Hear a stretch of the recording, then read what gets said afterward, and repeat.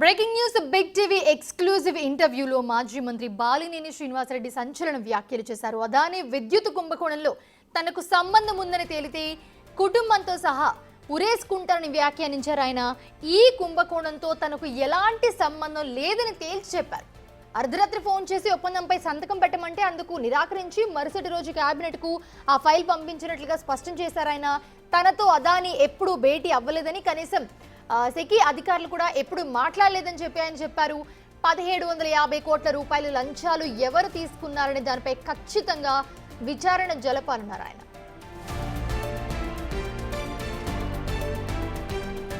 అయితే సోలార్ విద్యుత్ కొనుగోళ్లకు సంబంధించి జగన్ ఎప్పుడూ తనతో చర్చించలేదని బాలినేని వెల్లడించారు.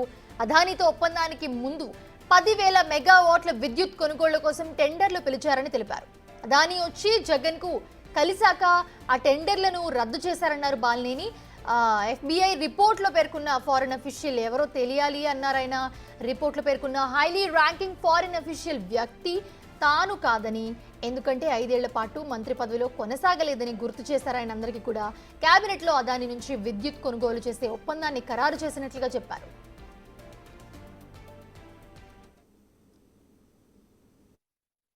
నేను ఈ ఇంట్లో దీని విషయంలో ఏమన్నా ఇన్వాల్వ్మెంట్ చేసి ఉంటే మా టోటల్ ఫ్యామిలీ ఊరేసుకొని వస్తాం.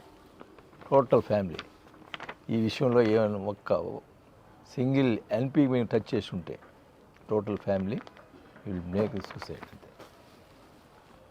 ప్రజలది మోసం చేసి అన్యాయం చేసి ఈ రకంగా సంపాదించుకొని ఇది నా దగ్గర లేదు.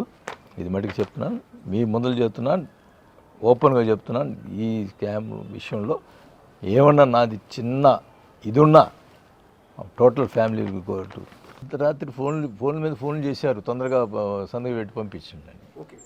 నేను మార్నింగ్ చేసి మాట్లాడి మేము క్యాబినెట్ పంపిద్దాం సార్ అన్నాను. ఓకే, దాన్ని నిన్న చెవిరెడ్డి భాస్కర్ రెడ్డి మాట్లాడతాడు, సంతకం పెట్టాడు అని అంటాడు. సంతకం క్యాబినెట్ పంపించేదానికి సంతకం లేకుండా ఎట్లా పంపిస్తామండి? సంతకం క్యాబినెట్ పంపించేదానికి ఒప్పందం కుదిర్చినట్ట ఏం మాట్లాడతారు? అతను అవగాహన మాట్లాడుతున్నాడా, ఎవడో చెప్పింది ఏదో మాట్లాడి దులుపుకుందాం అనుకుంటున్నారా? నేనైతే క్యాబినెట్కి పంపించిన సంతకం పెట్టి. ఎక్కడ ఇన్వాల్వ్మెంట్ లేదు, ఎక్కడ కూడా నన్ను పిలవలేదు, నేను పోలేదు అని చెప్పి తర్వాత శ్రీకాంత్ గారు సెక్రటరీ గారు చెప్పి ఇట్లా మాట్లాడుకున్నారు. సెక్యూ వాళ్ళతోటి మాట్లాడినా శ్రీకాంత్ గారు ఏమన్నా సెక్యూ వాళ్ళతోటి కాబట్టి ప్రాబ్లం లేదు సార్ అంటే, అయినా ఎందుకు మనకి క్యాబినెట్లో పెట్టండి, క్యాబినెట్లో పెట్టి. అయ్యో, అసలు అదాని కాదు, సెక్యూ వాళ్ళు కూడా మీట్ కాలేదండి.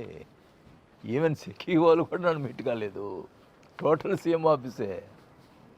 దానికి సెక్యూ వాళ్ళు వచ్చింది, నాకు వాళ్ళు వచ్చారు, వాళ్ళు మాట్లాడారని కూడా తెలియదు నాకు. ఈవెన్ సెక్యూ వాళ్ళతో కూడా మాట్లాడలేదు నేను. అదానిది గారు సంగతి అది పక్కన పెట్టండి, సెక్యూ వాళ్ళతో కూడా మాట్లాడలేదండి మనం. అదేదండి చెప్తుంది, ఇదే కదా ప్రాబ్లమ్స్. జగన్ గారితో జరుగుతున్న ప్రాబ్లం అదే కదా, దాని గురించే కదా. అసలు మనకు సంబంధమే లేదు. మొత్తం వాళ్ళు సీఎం ఆఫీసు వాళ్ళే మాట్లాడతారు, వాళ్ళే పంపిస్తారు, మనం ఇది చేయాలా?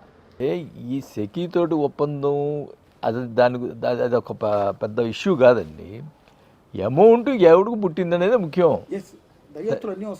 అదే అది ఆ అమౌంట్ ఎవరు ముట్టింది. ఒకవేళ మీరు వేరే వాళ్ళకి ఈమెను అట్లా ముట్టించినా అది బయటకు వస్తే దట్ నేను కూడా కోరుకుంటున్నా. ఎందుకంటే ఇప్పుడు యాజ్ ఏ కన్సర్న్ మినిస్టర్ ఈ దర్యాప్తు సంస్థ క్లియర్గా ఎవరికి ముడుగు ఇచ్చింది అనేది తేలకపోతే నాకు గిల్టీగానే ఉంటుంది. అది తేలాల, అది క్లియర్గా హూ ఈజ్ దట్ కల్ప్రిట్ అనేది తేలాల.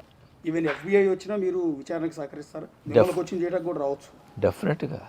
డెఫినెట్గా అసలు నాకు దీని 100%గా